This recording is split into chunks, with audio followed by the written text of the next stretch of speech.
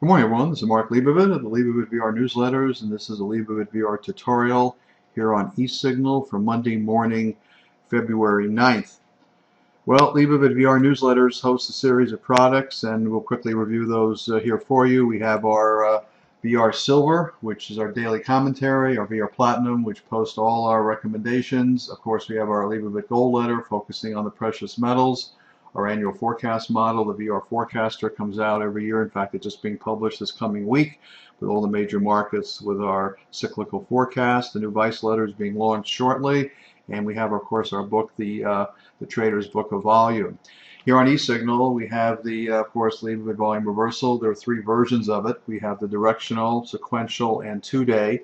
Here in the videos, I tend to focus on the sequential because it posts all the VRs, and I like to see that. The directional filters out repetitive VRs, and the two-day basically presents a two-day trade, but I would encourage you to look at this introductory video, which will give you a little better sense for what we're looking at in terms of picking which indicator and when.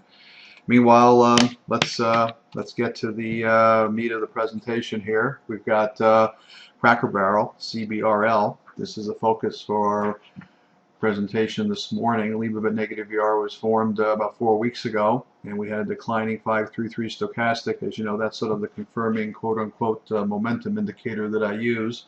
And that told me that the stock's way overdone. And it's obvious. Look how far it's run up here and needed a correction. Reverting back to the mean might even get you back to the 50-week moving average, which is this blue line.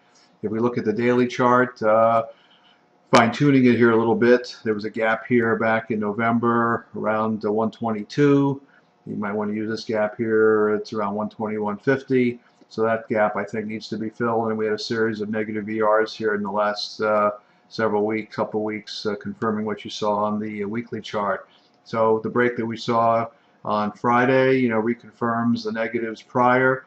There are some long trades along the way, as you can see here. As long as you've got an uptrending 533 stochastic and a positive VR, you might want to take a shot. But you got to use these VRs carefully. In other words, when you're high and the stock has made a move, you tend to focus on the negative VRs.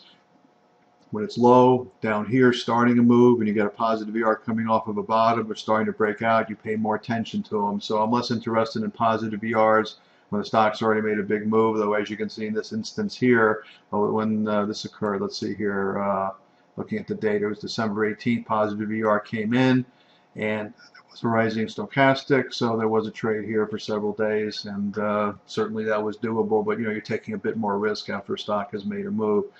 And that's where pretty much we're at here. And I think we pretty much have to assume the stock is going lower. And if you get a trade here around that 122 area, that might be a good place to take a look at it. But ideally, you want to see some positive volume come in after it corrects. If you're short, you certainly would want to cover around that gap area just to be safe. That's it. Mark Leibovit here. Have a pleasant day. We'll get you back on the next update. Thanks for checking in, and please sign up for the here on eSignal for that Leibovit VR indicator. It's a powerful tool, and one that has done me well here the last 35 or so years in terms of calling short-term moves in the market and following the smart money. Have a great day.